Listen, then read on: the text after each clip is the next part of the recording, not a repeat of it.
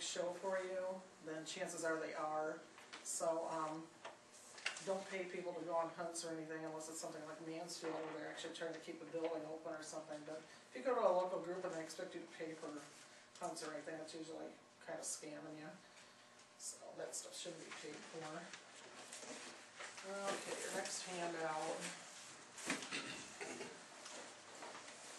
Okay, ghosts are defined as a paranormal aspect of the physical form and or mental presence that appears to exist apart from the original physical form.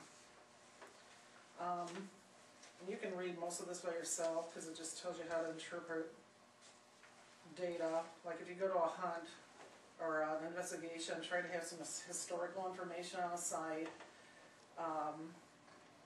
Also, if there was anything emotionally attached to that site, you might want to interpret that, like if there's a murder or something at a site, that can affect what you could find there. Let's see.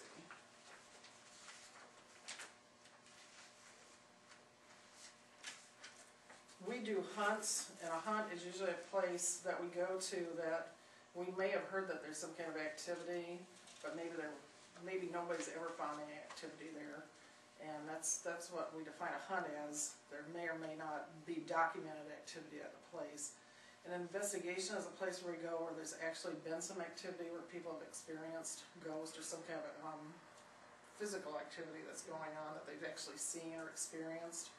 And that's actually the definition, or the difference between a hunt and an investigation is investigation, you actually have some kind of documentation that something's actually occurred in that spot. There's two types of spirits you can encounter. The most common one that you're going to find is someone that was human at one time, and they're for some reason stuck on this level. And a lot of times ghosts don't know that they're dead, so you can ask questions, and sometimes you'll get EVP, which I'll talk about later, but sometimes you can ask them like who the president is or something, and they'll tell you who it was in their time because they don't know that they're gone. Another thing to remember is spirits, if they were really nice when they're alive, they're usually pretty cheerful or good-spirited after death, but if they're crabby or mean, usually they take on their personality of how they were in life. The other type of encounter that you might have is residual hauntings. And what that is, it's kind of like a video playing back. It's something, usually a very emotional or violent experience that's happened, and it'll actually replay over and over again. And in some battlefields, you'll find residual hauntings that you'll see, like battle scenes replaying, or murders. Some of the really violent aspect of a murder, something that's happened, can replay, and that's a residual haunting. Another type of spirit is actually never human. And it could be like demonic, and that's a type that we try to avoid because they can be dangerous, and also we just advise you not to deal with them because some people can actually become obsessed with them. Poltergeist is actually it's mistaken as a ghost, but it's actually some kind of it's actually like a psychological experience that's usually manifested by a young person that's living in a house.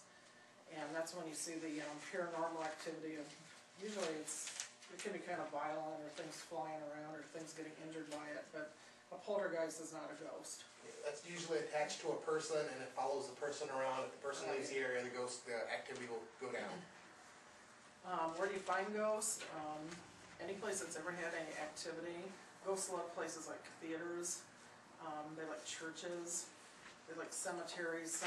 Some people think that cemeteries are actually portals for the dead, where they come back to this side, to places that are frequented by the dead, because face it, if you're a ghost, where you're going to hang around, you're going to hang around other dead people, and so it's a good place for them to come.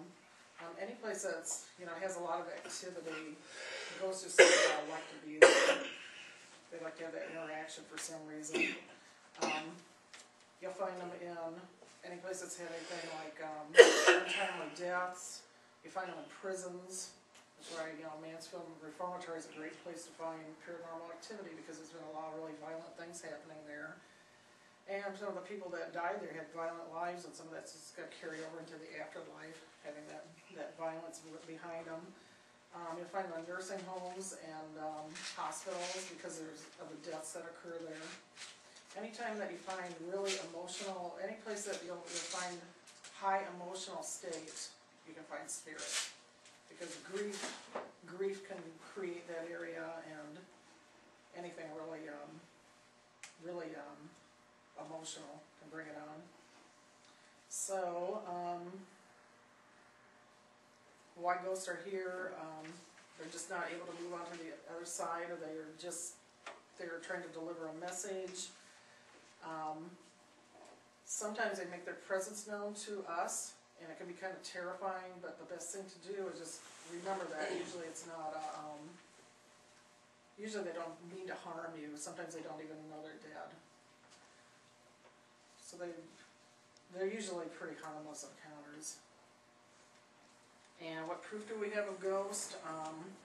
We get photos of orbs. Some people say those are spirits, some people say they're energy. You can get mist and ectoplasm on a film, and apparitions. We get voices captured on tape. That's the electric voice phenomena, or the EVP. And we can also use other scientific equipment. And that brings me to what's in your ghost bag. And I'm just going to show you some of the stuff I carry. I can bring like these flashlights that you put on your forehead, because they're good to look into stuff with. Carry rechargeable batteries, and a battery charger helps. I always have flashlights and lots of batteries. I know Kurt's got a cell sensor. I've got I have an EMF meter, because you can detect spirits with an electromagnetic force. And I've got a digital camera. I've got a digital recorder somewhere. This is kind of my thing. I got a book light, so if I want to read something. Lots of spare batteries. I've got binoculars that I can take pictures with. If you're going to have a charger, make sure you have the cord. I just have my cell phone. Bring a paper and pencil or pen, so you can record what your emotions are. If you see something, you want to put down the date, you want to put down weather conditions, the time that you see something, and the place. So if you want to go back there and see if something occurs again, you can always see if it was a weather phenomena or something. If it's raining or snowing, you're going to get orbs quite a bit, because it just, you got to pick up that moisture in a photo. So the best thing to do is, if there's like foggy or misty or rainy weather conditions, or even snow, take a control picture just out into the snow or the rain, so you can see what an orb actually looks like.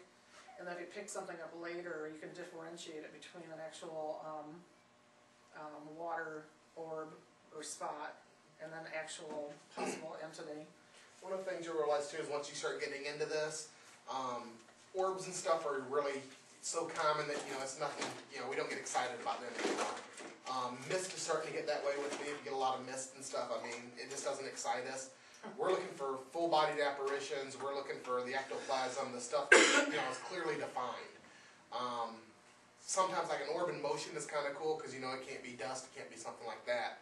But, an orb by itself now to me is just boring. I discount most of them. I just toss them out.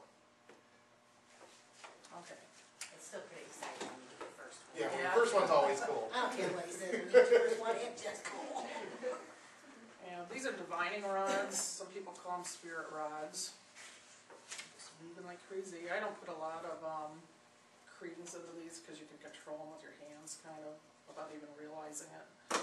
I carry a rosary. I'm Catholic. If I see something really bizarre, I have that for protection. We'll talk about protection later too.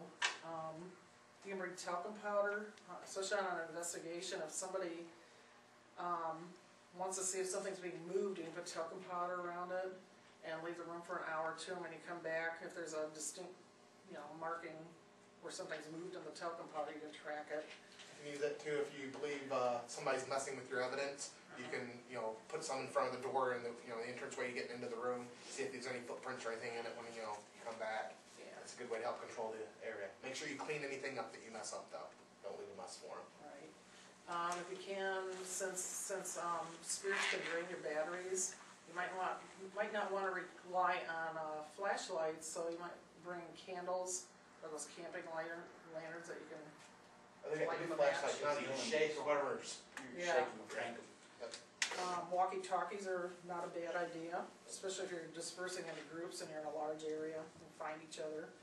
And